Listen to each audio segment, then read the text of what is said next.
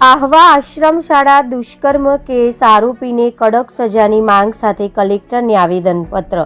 ડાંગ સ્વરાજ આશ્રમ શાળામાં 15 વર્ષની સગીર વિદ્યાર્થીની પર થયેલા દુષ્કર્મના ગંભીર મામલે આજે જિલ્લા કલેક્ટરને આવેદનપત્ર પાઠવી આરોપી સામે કડક કાર્યવાહીની માંગ કરવામાં આવી છે। આશ્રમ શાળાના મહિલા પ્રમુખના પતિ પ્રફુલભાઈ નાયક સામે પોક્સો એક્ટ હેઠળ ગુનો નોંધાયા બાદ સમગ્ર જિલ્લામાં આક્રોશ ફેલાયો છે। આવેદનપત્રમાં મુખ્યત્વે નીચેની માંગણીઓ કરવામાં આવી છે। આરોપી સામે કાયદાની કડક કલમો હેઠળ મહત્તમ સજા સુનિશ્ચિત કરવામાં આવે, તપાસ કોઈપણ પ્રકારનો રાજકીય કે સામાજિક પ્રભાવ ન ચાલે તેની ખાતરી કરવામાં આવે, આશ્રમ શાળાના સંચાલકોની ભૂમિકાની પણ ઊંડી તપાસ કરવામાં આવે, પીડિત સગીરાને પૂરતી સુરક્ષા અને માનસિક સહાય પૂરી પાડવામાં આવે।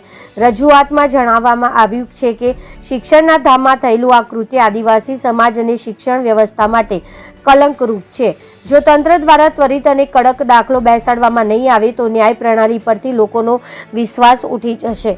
Reporter Vinod Pawar, BN news Gujarati, Dang.